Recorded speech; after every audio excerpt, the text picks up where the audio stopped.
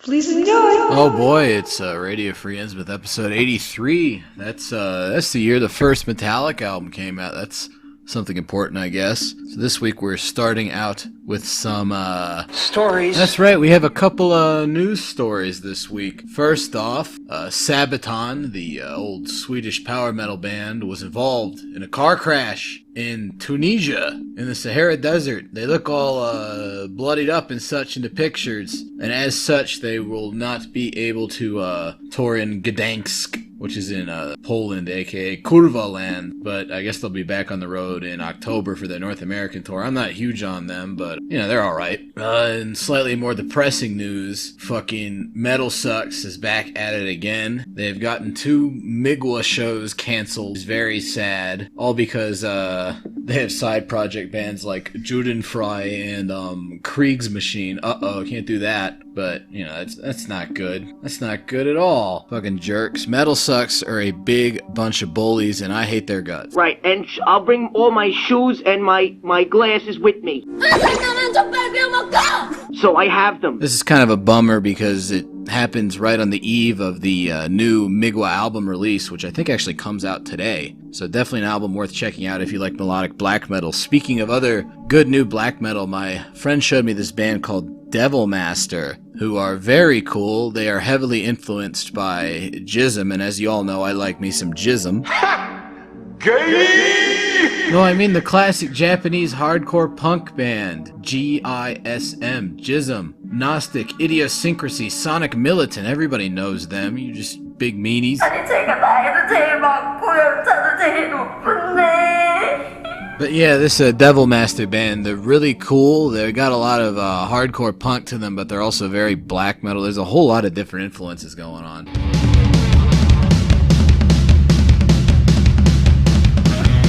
So there's the 80s hardcore punk out in full force. Then this weird clean guitar. They have a couple different guitar layers, a distorted one and a clean one. And the clean one almost reminds me of early Cocteau Twins, like that very first album. There's a bit of post-punk going on. Usually you hear about post-punk being fused with black metal, and it doesn't work out so well. But these guys actually do it properly. This is very interesting and high-energy music.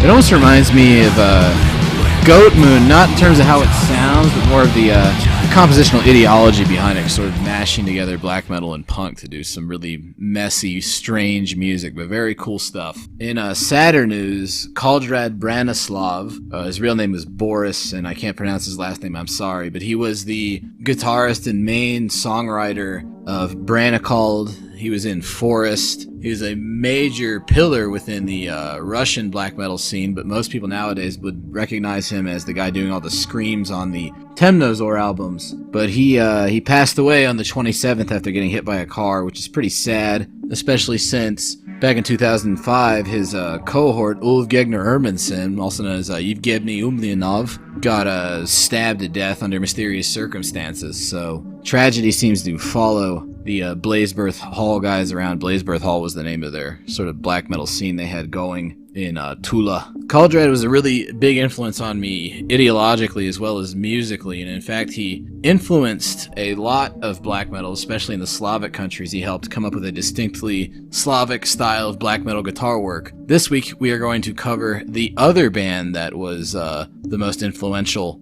in developing the Slavonic black metal riff, and that is Lucifugum, who are a difficult band to talk about because they've changed so much over the years. Originally it was Balamith, Faunus, and Klist. Klist was the main songwriter guy, but he didn't actually play on any of the albums. He just wrote the songs and arranged all the lyrics. I think I've mentioned him before. It's sort of like a weird thing that happens in black metal sometimes. Moonsorrow has a similar thing going on with Henry Sorvali. We have Klist arranging all this stuff, which despite all the lineup changes means the music stays consistently high quality. Then you had Balamith on guitars and Faunus on vocals. In the beginning, they were heavily connected to Nocturnal Mortem and the nascent Ukraina symphonic black metal thing that ended up sort of dying out later on when a lot of bands moved on from that kind of music, but it has a very distinctive sound to it, as you can hear on their second demo, Path of the Wolf.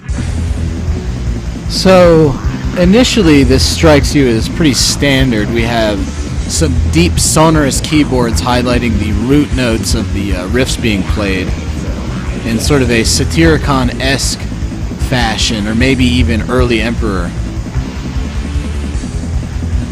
The riffs are pretty nasty and savage for this style of symphonic black metal, which would be a major trademark of Lucifugum throughout the years. They always had a very nasty sound to them. Nasty vocals, too. That's Faunus. But then you get into weird little interludes like this where the keyboards get considerably more complex than would be standard for black metal at the time, or even most so-called symphonic black metal bands nowadays. Very creepy stuff. This one is called In Search of My Soul, and it's the first track on Path of the Wolf. And that is the beginning of Ukrainian symphonic black metal. Very dense string arrangements playing off of those sawing guitars. It's a major trademark of that whole style. Wait a minute, I think I might recognize that guy doing the guest vocals here. Is that who I think it is? Is that Kinyaz Vargoth from Nocturnal Mortem?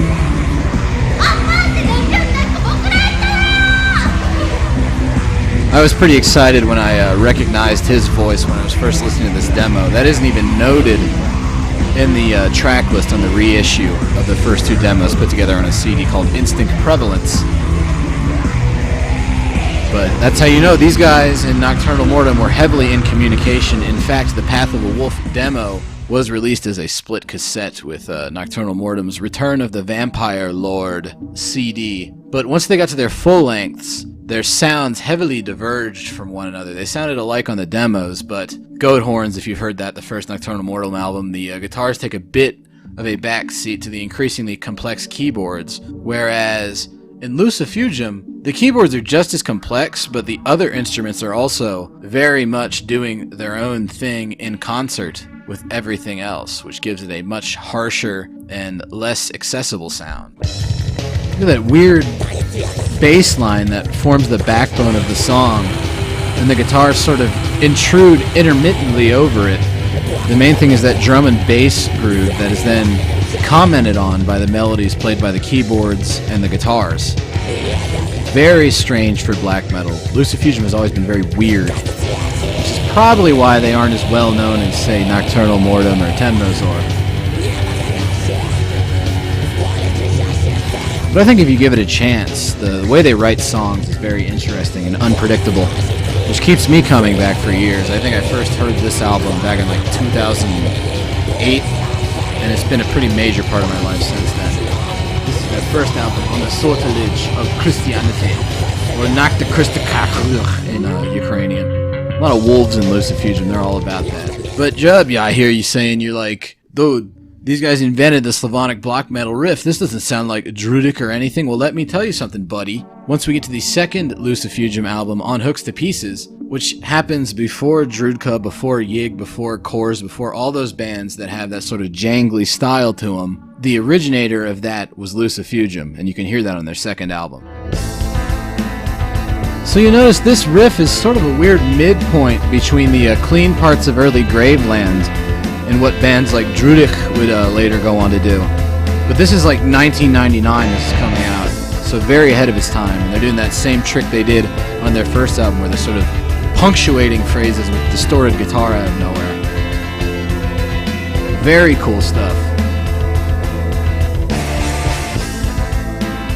Very unusual stuff. This style was further cemented on the third Lucifugum album, which is called As the Wheel Keeps Crunching, which of course would be a son in rad, you know, a kolovorot for those of you in the know.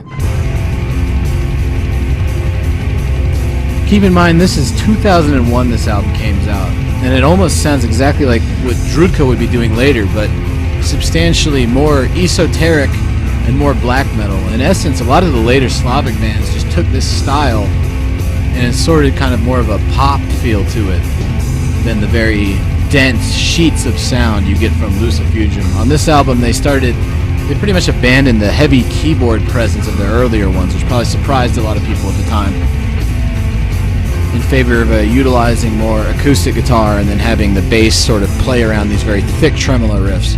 But, oh, you see a little thing happen right there. There's also a hefty amount of thrash influence that sneaks its way in, which later on in Lucifugum's career becomes a dominant voice for a few albums. But at this point in their career, they were very much into creating some very atmospheric and hateful but also somber black metal. On the album after this, we get to Stigma Egoism, which Faunus is no longer the vocalist. Instead, they have, of all people, Roman Senko doing guest vocals. That's the guy from Drudkh, so you can tell that not only was he influenced by Lucifugum, he was in the band at one point. The thrash influence is in full effect on this album. But it's a very strange sort of thrash. As you can tell by how they're utilizing that acoustic guitar, this is sort of weird pastoral thrash. Might even be able to compare it to Master's Hammer a little bit, but to be honest, I haven't heard anything else that sounds like this. Maybe some Dubbuck stuff, but even then that's pretty different. It's kind of funny that those early Lucifugum albums influenced all the symphonic stuff, and then kind of the early 2000s ones influenced all the atmospheric stuff. And then they decided to get so weird that I don't know if this influenced anybody, but I hope it did because I like it. Look at that weird, dissonant, jumbled up riff. A bit of death metal going on there too. Riffs that sound like they're falling down a staircase. Elsewhere on the album, they managed to synthesize this new thrashy approach with their more atmospheric stuff from the prior album in a very interesting way.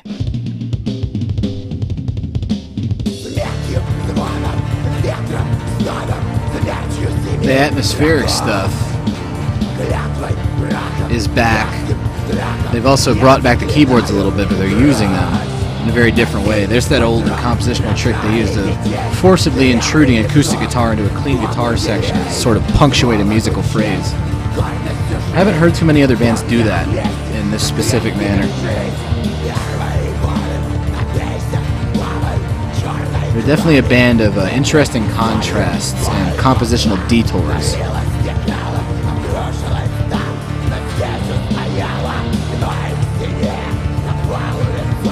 Really good vocals from Roman on this album as well. This might be my favorite Lucifugum album, and it's a good one to start with. They have a whole lot of albums. There's some thrashier riffs. Like when it comes out of that more laid-back, clean guitar section to this very savage but also proud-sounding Carpathian mystic black metal. Very good stuff. On the album after this, unfortunately, Balamith died also under mysterious circumstances. It's just listed by Metal Archives as in his sleep. So if you've seen in like Graveland albums, Drudkh albums, Nocturnal Morum albums, even some stuff like farther west into Norway, a lot of in memory of Balamith, that's who they're talking about, the guitarist that gave us those three different styles of Slavonic black metal. But they soldiered on. They got Lou Tomsel from the band Lou Tomsel to do vocals and guitar on Back to Chop Down Roots, which is also another very good Lucifugum album to start with if you're just getting into them. This album is very, very melodic. I don't know if that's the Lou Tomsel influence, or if Klist was just feeling in a more melodic and epic mood. We have Yuri Sinitsky on the drums doing some very cool stuff. I think he was on the last album as well, but on this one he really unleashes stuff. You might recognize him from Drudkh and Definition Sane, his technical death metal band. Some very cool vocals from Lutomsel, by the way. Very hoarse and plaintive. Wholly unlike pretty much every other black metal vocalist. That's kind of why I like Lutomsel a lot and why I like this album a lot. In addition to, of course, the interesting, catchy melodic guitars. That ride cymbal screams early Dimmu Borgir, that very echoey thing. Sounds like Stormblast, which, of course, is an essential album, despite how gay they got later on. In fact, I think that early Dimmu Borgir stuff was probably a big influence on a lot of the Ukrainian bands, because when Knyaz Vargoth did a diss track on black metal that he had a problem with in his Aryan Terrorism side project, he specifically called out Dimmu Borgir in a very personal way, so I think that he probably was upset with them for selling out. And then finally, we get to another album that has Lutomsel playing the guitar and the bass and such, but the vocalist, nobody knows who it is. It's not listed. It's a mystery. Also, there are no song titles. It's just a whole bunch of tracks that are blank. It's called Sociopath Philosophy Cynicism, and instead of being about Satanism or paganism or general darkness or whatever, this is like a journey into the depths of the human mind driven insane by modernity and egalitarianism. By now you're probably starting to catch on that, at least in this period of their career, no Lucifugum album sounds quite alike.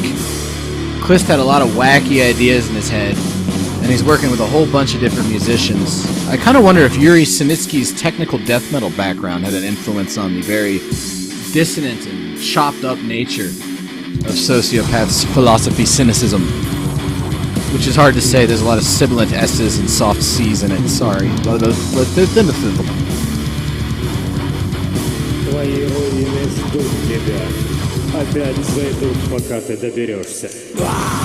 This album also has a lot of weird vocal samples that I can't understand, but I think they add very well to the overall madness. And those vocals, as you can tell, are completely out of this world. Very nasty stuff. After this, Lucifugum went through another very heavy metamorphosis where pretty much everybody was gone. They were essentially session people anyways, except for Klist, who then sort of reconstituted the band with his wife Staboth. They put out one very industrial-tinged album called Vector 33, and then they sort of been mining the well of Abigor-influenced, very medieval, very satanic-sounding black metal for the pretty much up until the present, since like 2005 or so. They started that on their Fine Art of Genocide album, which is very good, but that we'll have to save for another time because that's pretty much a completely different band, but also very cool stuff. But anyways, check out those early Lucifugum albums. I hope you like them a lot, and I'll see you around. 本日もご視聴ありがとうございました。この動画が良かったらグッドボタンとチャンネル登録ぜひぜひお願いします。バイバーイ。Gonna cry, gonna piss your pants, maybe shit and come, just like those bankers on Wall Street. The top 1% is stealing all the piss and shit and come from middle class working people.